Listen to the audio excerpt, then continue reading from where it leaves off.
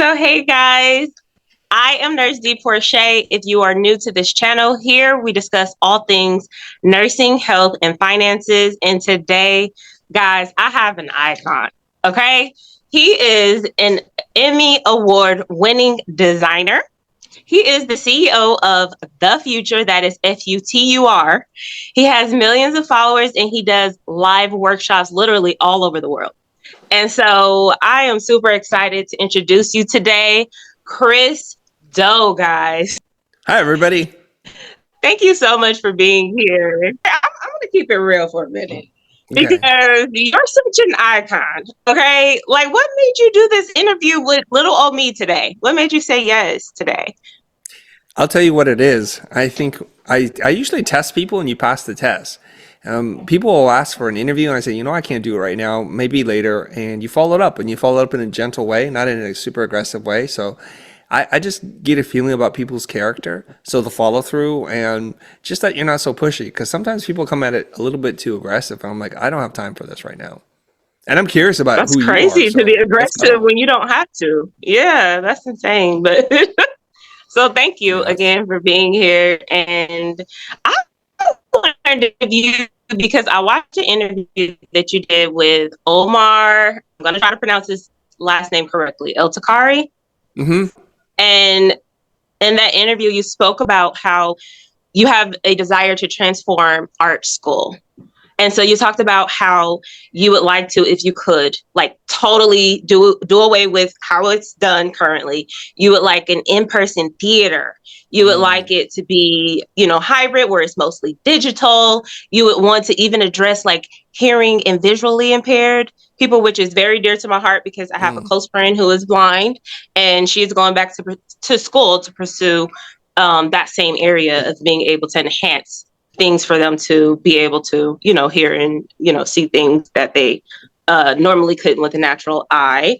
And so you want to cut costs. That was a big thing. You want to take what is being done in, I think you said maybe 2 to 4 years and kind of quench that time into, I forget how long you said, I think it was like maybe 6 months, but it would make it more affordable and people coming to the program would be able to get more from this program, right? And so I think that's super dope that you're wanting to do that. I know it's a very expensive project that you're working towards. I think you said it will probably be like 100 million upward. But just that having that desire to do that and to see change in the area it really touched me because I have that same desire with nursing. And so tell us a little bit about, what exactly you're doing to impact that area. Tell us about your thoughts about that. Yeah, let me just go in and share a little bit of the vision for the future of education. I don't want to do away with the education system as it is now without an alternative to it. So it's easy to cast stones and say it's not working, it's broken, it's outdated, without actually putting your money where your mouth is. And I'm doing that right now.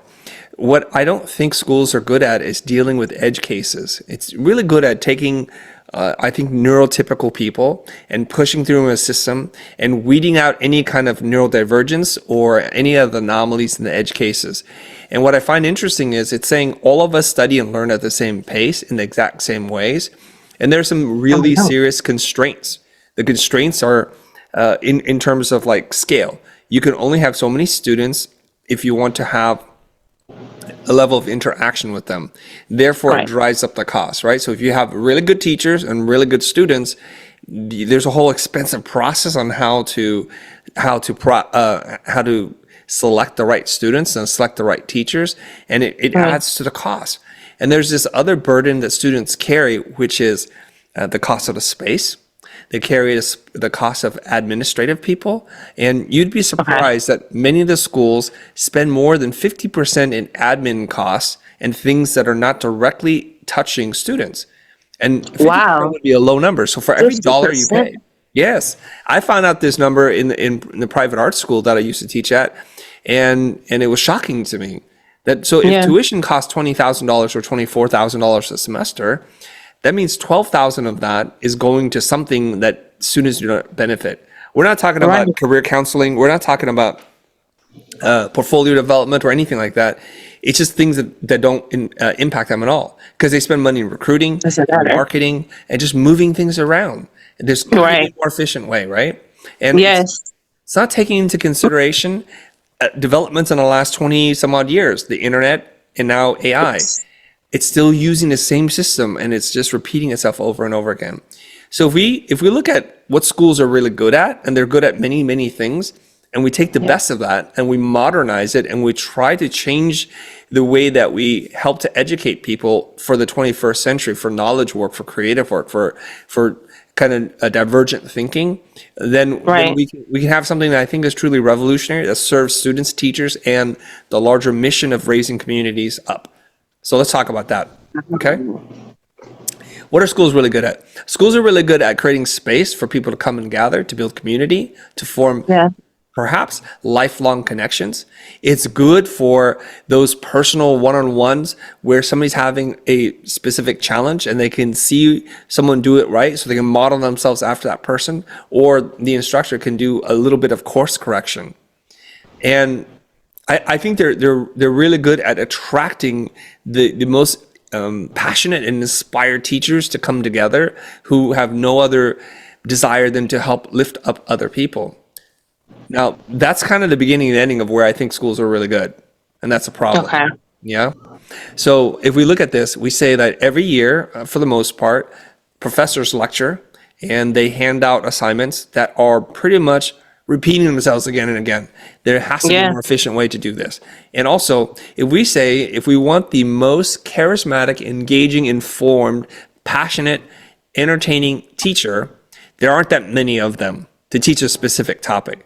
Why don't we just create a brain trust and develop and produce one course that a lot of people labor over, so we get one course right, and then we distribute that across many different schools and platforms? Because we know this, you might, even in my private art school and in my public school education, we knew that there was a handful of teachers, and there was always amongst the students, this is the best one, these two are the ones if you want to coast, Okay. right? So Yeah. if we take that and spread that across the entire United States and then the world, we don't have that many great teachers that need to be doing this. So if we pay them what they're worth, compensate them, first of all, for developing the course and the curriculum, and then give them a royalty on every student that's ever taken that course, and then they're incentivized to continue to produce the very best content. So then you're So asking yourself, go ahead. something like a self-paced course where they're like maybe teaching it and then someone can come behind and watch that created course rather than going to the actual school structure. Is that what you're saying? That Or is one of some options. So okay. I have Yeah. like a tiered approach to this, so that depending on the level of access that you want, the resources you have, and the proximity you are to the location of the school itself, there's different ways to interact. We know that if you bring people together in a physical space, that's probably the most expensive version of it. We also know that if you just download or watch a video online, that's probably the least expensive version. Right. And there can be versions in between. So there's hybrids, and for people who want that one-on-one, who can afford to pay for it and it's not a problem, all is good. What we're trying to do is just create not a one-size-fits-all model, but one that is tailored for each individual. We also For know each this. person. Yeah. When my son was being homeschooled, he attended a private online school. So he was homeschooled, he stayed at home, and he was calling into Zoom. The amount of work that he was able to do in the time that he was able to do it was probably 2 to 3 times what he was doing at his normal private school. Wow. Yes, because there's a lot of time wasted. So Yeah. I think you know this. If you're a parent, schools I am. are sometimes glorified babysitting centers. So parents go to work, they need someone to look after their kids while they're at work. So schools Right. coincidentally are kind of from like 8 or 9 to 5 or 9 to 3. Working hours. Like that. Right. They're same working hours. There's a little like gap there, but that's what's happening. But when my son's at home and he's doing the courses, they don't have that kind of responsibility. They're just there to teach. And so he can consume the content, learn the materials, have a discussion, Right. and do the homework in half or 1/4 of the time. The other thing that's real interesting is if you do it an online base, a self-paced thing, some people study and take a really long time. with the class, you start to feel like you're falling behind and that there's something wrong with you on a neurological level. And if you're going really fast, you're just bored out of your mind because the class is so slow. And I've noticed the few times I've sat in my children's classes when they were much younger, there was always a student who was like really like a trouble student, but they were just really smart. And it's because they're bored. They're like, I've already done this. This is dumb.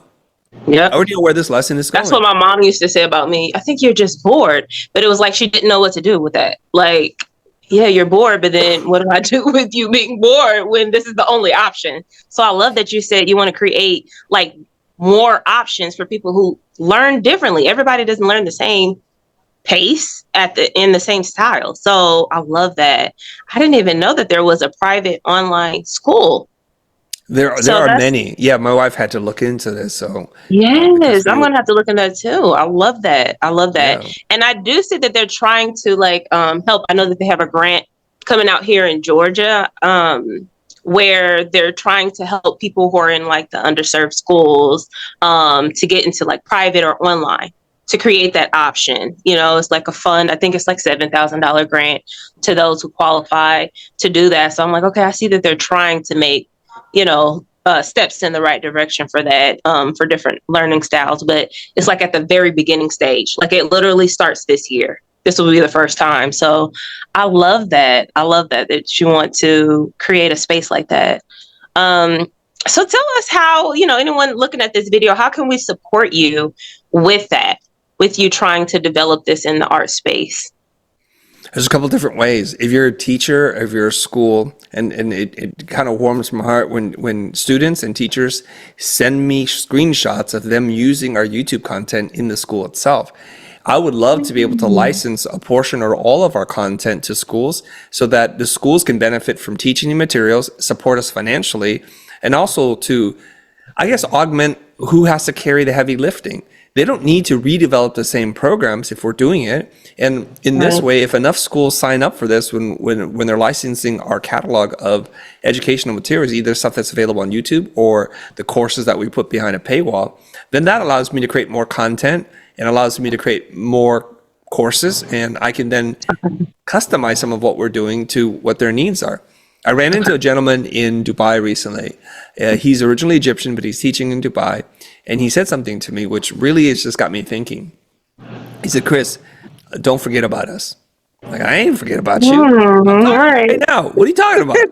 He goes, don't forget about the teachers. I'm like, tell me more, friend. He goes, well, I'm a teacher.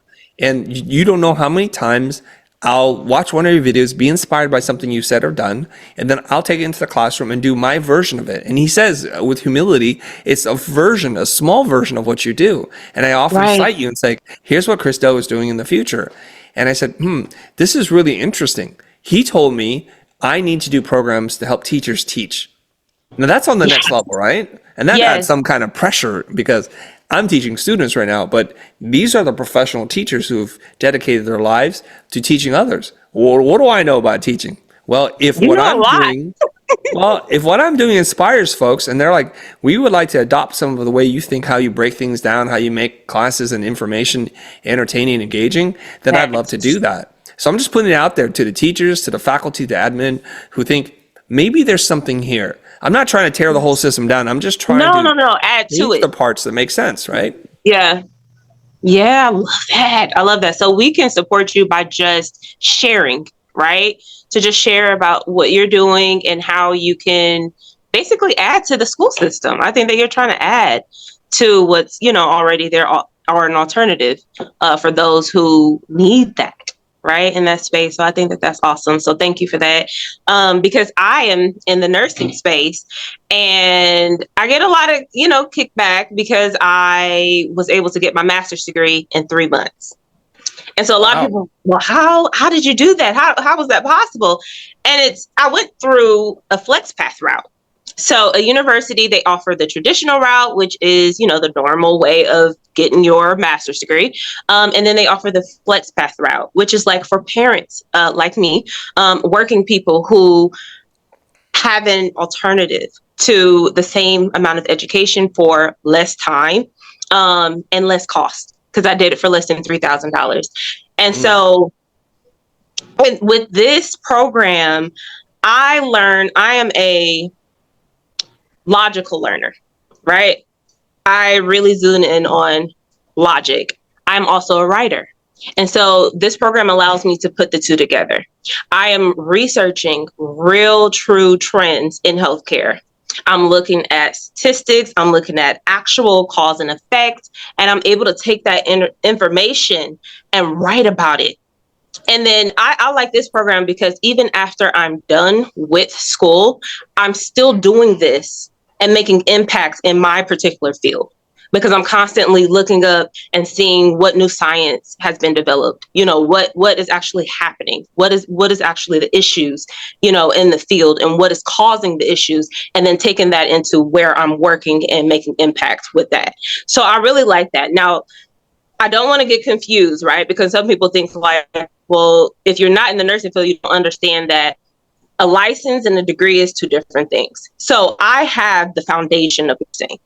I would never want to eliminate like the anatomy of the body, the foundation of nursing, the disease process, understanding medication management and all of those things. That is very important to know. But once you get that level and you have a solid foundation, I think that this is a great way to build upon that, where you are basically taking your learning style, you're taking real current information and you're digesting it, and then you are making impacts with that information that you learn. I think that that is more valuable to me in a sense, as far as building upon that. So I am trying to really just get more nurses to realize how awesome this is for them. And so a lot of people are really like learning about it. They're just like finding out about this. I think that it's been going on for a while, but a friend of mine mentioned it to me, but nobody's like really talking about it on a large scale like I am,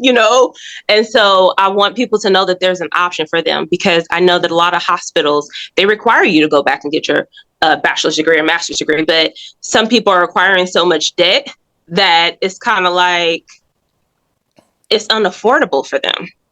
And then to go to a traditional school where it's the same hours that you have to work, it's almost impossible. But then you're requiring this.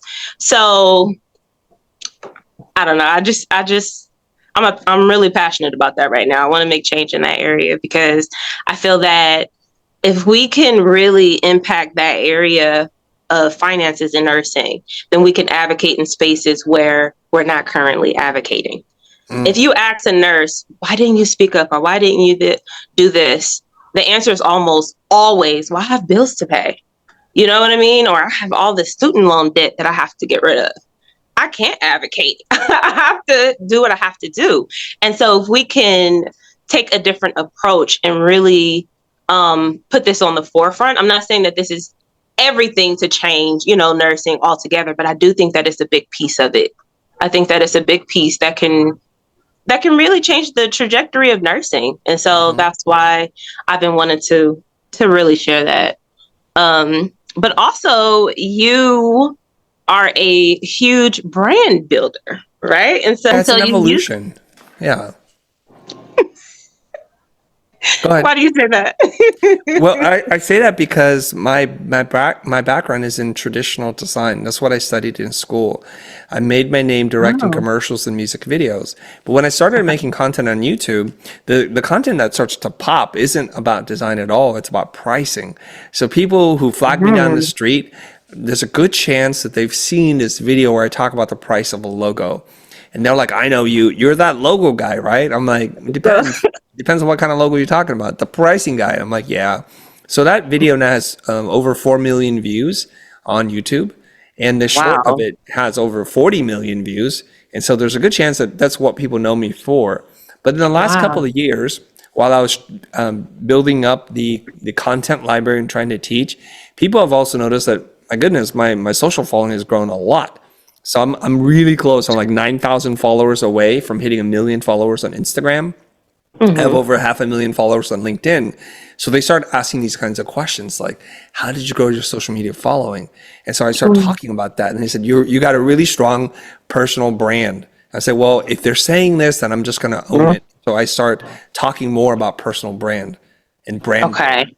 Okay, that's part of my Okay. background, but not one where I shine a giant light on. It's just the Yeah. evolution of how people perceive me. And also Okay. in the whole process, they're asking me, how do you do sales the way you do it? We see these role plays when you're interacting with someone and you're able to flip some really negative energy, you embrace them and then you kind of flip them over. I'm like, I've this noticed that. is what I do. Yes. So I just got back from doing a small world tour, mostly in the Middle East and Asia, where I did conversational selling workshop, how to sell naturally, that's permission based, that's led with generosity and curiosity. And it just evolves. It depends on who I'm talking to and what their entry point is. Now, Okay. people watching this who are going to learn about me for the very first time might say, oh, this guy's an educator. And so they're going to say, you're the education guy. And it's like, well, maybe. There's lots of different entry points here. So we don't always know exactly what it is until we talk to somebody. Right. Okay. Well, I've noticed a lot with the brand building that you've shared. I know that that's not all that you do, but that's a lot of the videos that I've seen. And so what I've noticed when I watch you talk is that you lead with empathy. You're very sensitive to your audience, but yet you're bold. And I'm like, where does that come from? What keeps you grounded in empathy? And where does the boldness come from? Like, how did you create your brand into who you are today? I think you're pointing out this duality that seems to be at odds with each other. How can you be bold? And bold's a nice way of saying sometimes aggressive or confrontational. And then how do you also remain curious and care about the other person? And on the surface, it sounds like they're conflicting and opposing ideas. In my mind, they're not. They exist peacefully. And I'll tell you why. I genuinely care about the person who's sitting in front of me. It doesn't matter if they're a student or if they're the CEO. I care about them. Otherwise, I would not be You can talking. see that. Right? Yes. And I hold their needs ahead of my own need to like be important or to make a sale. And so I'm really listening to them to see like, what's the challenge? And maybe this is the educator in me. Maybe it's the coach in me that is coming out and saying, I'm hearing this and this seems to be where you're stuck, or perhaps I need to reframe your way of thinking about this problem. And if I can do that, I'm able to create just enough leverage and a shift in the way they see the world that they might actually take action. Now, one of those things is, I don't know about your parenting style, but my parenting style is a little bit kind of tough love. Like, I know my children want to watch TV, to stay up all night, to eat candy, and to never do anything. And that's what they would love. But I know that that's not going to create a healthy body, mind, and a lifestyle for them to carry on long after I'm gone. So I need to be a little bit of a disciplinarian. I need to bring a little bit of truth, all wrapped in within the layer of love. But sometimes in the moment, they cannot see that. And I'll give you an example, okay? So from raising my own kids, I have an issue with respect. It's my number one hot button issue. If you don't treat people with respect, I have issues. And in the neighborhood in which we raised our children, there are a lot of well-to-do people. They're like second generation, third generation money, and they've lost, in my opinion, the ability to parent. Their kids run roughshod over them. They're the ones leading everything, and it's just because they've been spoiled rotten. Now, you do what you do at home. I don't really care. But when you come over to my house and you hang out with us, you behave with respect. Respect to the people, me, my wife. You respect your own parents, and I have issues with that. So whenever we hang out with kids and other parents, the parents are lovely, but they just don't know how to parent. And so the kids are running around like animals, just total disregard for everything, barking and yelling at their own parents, demanding certain things. And I have a threshold that's not high. It's somewhere around here. But when you go past that threshold, I have to have a conversation with that child, right? And I don't care if they don't like me. I don't care if their parents look at me funny. But with you're in my house is how we do it. It's like the house of dough, and we're following my rules. I'll bend down and say, hey, here's the thing. You know when your mom or dad asks you to do this and you're talking back to them that way, you may not be fully accounting for like how much sacrifice and what they're willing to give you. And you may be taking advantage of this. I want you to just have that perspective. I'm not yelling at you. I'm not condescending. I'm just giving you perspective. And they're not used to adults talking to them like that. So they have a shocked face and they're scared, right? Because no one's ever challenged them. Because mom and dad is always like, yes, you do whatever you want, Johnny or Mary. Just do whatever you want. And so oftentimes the parents will look at me and they'll look at their own kids and say, see, Johnny, I told you this way it's supposed to be. And I was sitting there thinking, well, it wouldn't be this way, parent, if you had stood up, if you had a little thing called a backbone. But I don't say Okay. that, obviously. All right. Hmm. So naturally, this causes some friction between my kids and their friends who are over there playing or hanging out with us. And they would Right. say to me later, like, Dad, why do you have to be like that? They don't ever want to come over here. I'm like, that's fine. They're welcome to come over here if they know how to follow the rules. Otherwise, they're not really welcome here. And so I don't want you hanging around with those people if that's the way it's going to be. Now, Right. so there's this period in time when they're a little resentful of me and they're a little scared of like how their friends are going to feel. But as they get older and they see people who are undisciplined, who are unruly, who have no regard for other people, they're like, wow, they're just not nice. They're not good people, Dad. I'm like, I Yeah. know. And they're so Yeah. grateful for that time in which I taught them how to be respectful of people and where I Yeah. put the boundaries down. Okay? Mm. Let's end that story and let's tell the lesson now. What is the lesson here? Well, in the moment, it's uncomfortable. In the moment, no one wants to hear that. Maybe the other parent needs a little help, and maybe they want to hear, or maybe they feel it's offensive that a stranger is disciplining their own kids, kind of as a throwing shots at them, maybe that they're not doing a good job themselves. It's not comfortable for anybody. This is where the confrontational part comes in. This is where I think the boldness comes in. If you ask me for help and you're like, hey, Chris, I want to get in the best shape of my life. I said, well, first, put down the bag of chips. Second, get your ass in a gym. It's not like It's the rocket truth. science here. There's Yeah. input and there's output. What you put in your Right. mouth and how you spend your energy. It's a simple formula between those two things, probably tied in with how your genetics work, right? Some Right. people have to do a little bit more, some people could do a little less, and that's fine. And so they don't want to hear that. Like real change, real growth never comes easy. They're called growing pains for a reason. You know, when For your a body reason. is outgrowing its structure, it hurts, it's painful, and it's the way it's Yeah. supposed to be. I don't know anybody who can grow without experiencing pain. So it's this like we live in a coddled society where everyone tells us we're good enough and we can achieve anything that we want just by thinking it. Well, here's Right. the reality. Things don't work unless you do. You got to put in the work. And so that's why sometimes people look at me like, wow, he's really in your face. I'm not in your face. I care about your success. I Yeah. care about your You're leading well-being. with love. You're leading with love. It's not always seen that way, but I I know try. that. You're leading with love. And it comes through with everything that you do. You can hear it when you're speaking. I look at your shorts all the time and I'm like, wow, it's something about him. It is something. What is like, how does he shape this? It draws me. I can't just scroll past one of your videos. I have to stop and listen. And you're right. I walk away with truth. I walk away with tough love. Like, okay, you want to build this brand, you have to work for it. You have to put in the work.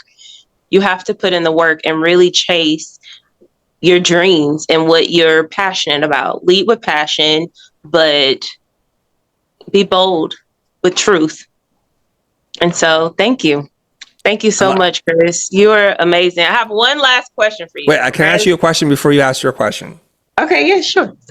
And if this question doesn't work out, feel free to edit it out of this conversation, okay? This is not live, is it? No, it's not live. It's just recorded. Okay. So the question I have for you is this. I've noticed kind of an unexpected connection with the African American community or the Black community, and I don't understand it personally, but I'm like, wait, maybe I do understand it now. So, and I'd love for your perspective as a Black woman to kind of understand this. So when I say things, I think polite, sensitive culture is like, that's too much. And people are like, you're just being too aggressive. And they're at me in the comments, right? But I've noticed there are a lot of African-American Black folk who follow me and are like, we get it.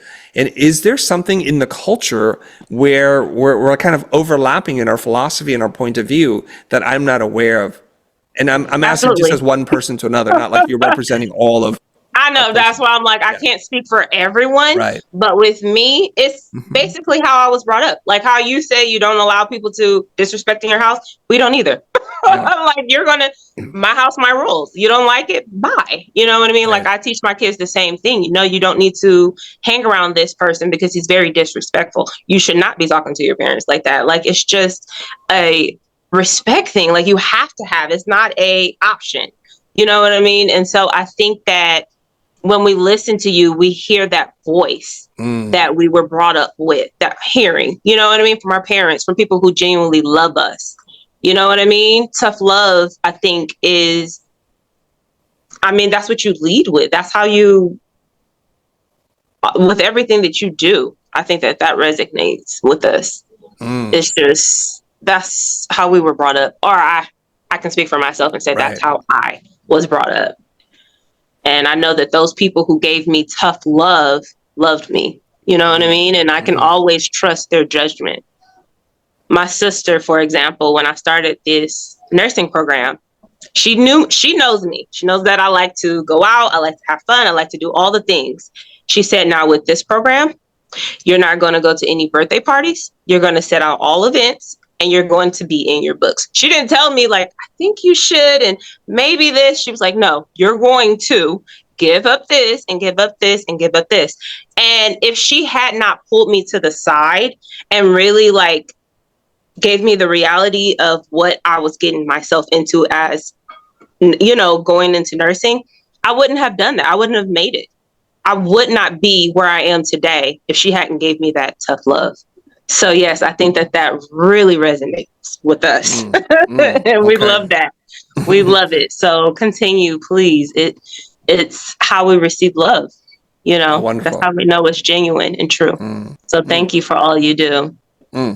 I think there may be some overlap between African-American culture and old school Asian culture where there's a directness and not wanting to mince words. Like, I'm going to be straight with you. I'm going to tell you how it is. And if you're not of the culture, people start to like, oh, it's a little harsh, isn't it? I'm like, yeah, well, I'll try to like warm it up with nonviolent words, but the intention is still the same. Yeah, of course. Yeah. I care about you. And if you understand that, then you understand like where these words come from. Yeah, and you can tell when it's coming from a genuine place. You know what I mean? You're not trying to destroy the person. You're trying to help build them up. And they'll see that. They may not see it initially, but they'll always see it in the long run. And that's why we keep coming back. You know what I mean? To the content, because we know it's real. It's true. Well, let me ask you this follow-up question then. When you said you can tell if it's genuine, what are the signals to you as a human being that the other person is being genuine? Because we know there are people who are just trying to tear you down. And then we know that there are people who will be real straight with you, but are trying to build you up. From the outside to the untrained eye and ear, how do we tell the difference between those two? What do you use as a filter to determine this? Really logic, right? Well, tell me logic.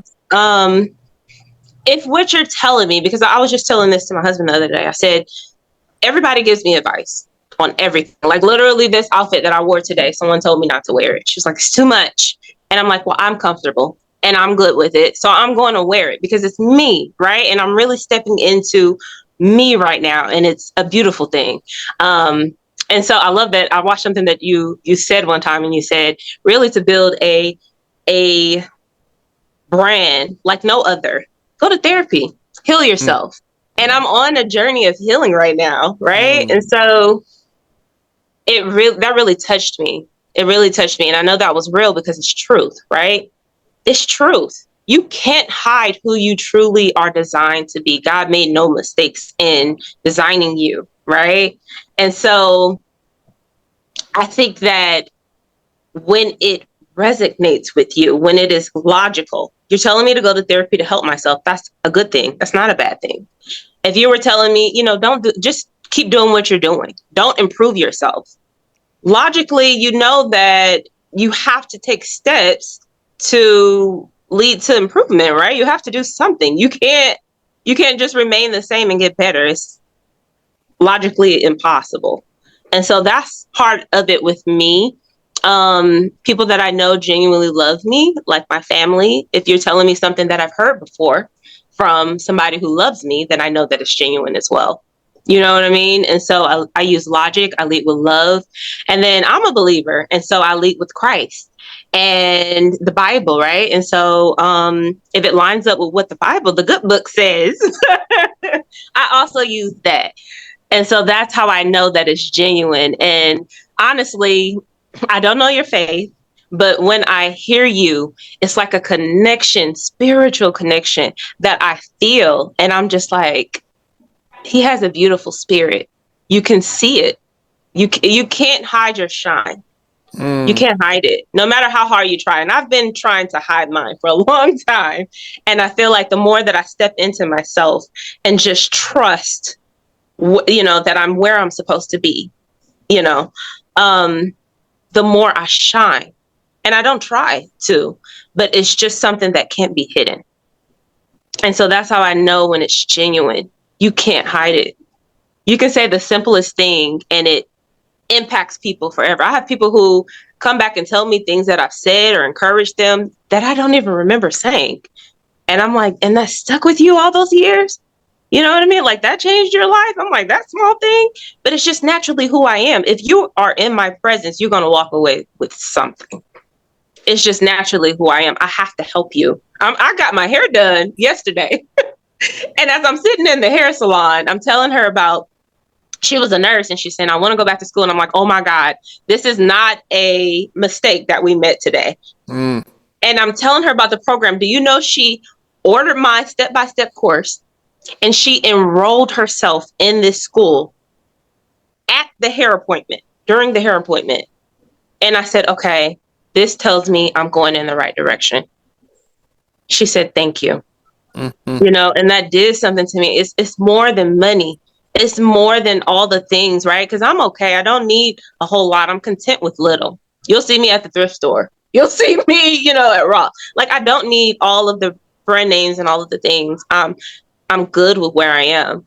And so I have a mentor that's helping me, and she's like, you charge too low and all those things. But it's like, I really want to help people.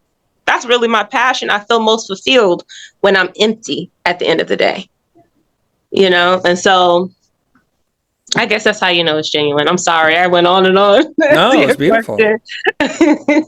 But that's how I know it's real. And I see that in you. And I think that's what really drew me to you. I kept bothering you because I'm like, I have to be able to talk to this person. I see the light in him. But yeah, that's what I'm seeing in you. Definitely. Well, thank you. Thank you. Okay, so I'm going to ask my last question. Okay, it's very, very important. So, all right. Are you prepared? You ready? Hands on the buzzer. I'm ready to go. Okay. Where did you get your hat that says God is a designer? Because I loved it. Okay, very good question. So I'll tell you the slightly abbreviated story. So I'm bald. I have a shiny head. It's a little oily here and there, right? Okay. Like you said, you can't hide your shine. Well, watch me. I'm going to hide some of my shine right up here, okay? And so my team, pre-pandemic, they're lighting me, and when you have some oil and shine on you, the lights hit it, and it's like a chrome reflective ball up here, and it's just like it's a hot spot. And so I see them fussing about, and they keep doing this for a while. I'm like, guys, what's the problem? They're like, I don't know. I'm like, is it this? They're like, maybe. It's like, should I wear a hat? They're like, wear a hat. And so then we started implementing this protocol where they could sit in for me where I'm supposed to be wearing a hat, and they will light it. And all they had to deal with is just my glasses. And then that's another thing too, because too many reflections in the glasses. Okay. So I started wearing a hat. I'm like, okay, I got a bunch of hats. I'll start wearing them. And that just became part of the thing. And there's a hat that says type. It says TYPE right on it. It's Helvetica. It's beautiful. It's from the Type Directors Club. And then as people are watching the program, they're like, oh, there's a shift here in the visuals and what's going on. One such person, a friend and a fan, yet to be determined, says, hey, I have this little company. I'm a faith-based person. I'd love to just send you this hat. Is it okay if I do that? I'm like, you can send me anything. I'm not making any promises I'm going to wear it or talk about it, but that's up to you. Right? I'm not endorsing anything just yet. It comes in the mail. I'm like seeing it. It's Goddess Designer. It's Helvetica as well. It's beautifully typeset. I'm like, all right, I'll take the type hat off. I'll put the Goddess Designer hat on. And when I wore that, people started inquiring about it all over the place. And I knew it was going to be a problem. And it's because you've got the word God in your thing, right? So the questions about your faith, and are you trying to push something down our throat, or what is your connection with God? And all these things are valid questions. And as a introvert, I need some of my clothing. Don't tell me you're an introvert too. No, I am. Some of the clothing does the talking for me. So I can't tell you in the beginning when I was like walking around, so many people, strangers, would walk up to me and like, tell me about what's this all about? Or they said, yes, he is, or is he? And we'd have a whole conversation about it. And it would break the ice. Like literally walking down the aisle from an airplane, someone would say something to me, sometimes positive, sometimes neutral, every once in a while negative, and it's all fine by me. It's a conversation Yeah. starter. And Right. so my friend now is doing better in business because there's someone out there showcasing his brand. Yeah. And so he sends me all kinds of stuff, and I have a relationship with him. I help him out with the Okay. marketing. I do a little consulting for him, and it's wonderful to see somebody who has a passion for something in their life, who is also a fellow creative on their journey. And if I'm able to do something to help them, awesome, I'm able to do it. You have such a beautiful heart. Beautiful heart. Thank you. Please don't change. Don't change. This world I'm is here. ugly. I know it is. We got so many issues left and right going on, but we need you. Well, thank you. Okay. So please don't change. And thank you so, so very much for doing this interview, Chris. It's my pleasure, Portia. Oh, so guys, make sure you like and subscribe. And I promise you, content like this will keep coming. Bye bye.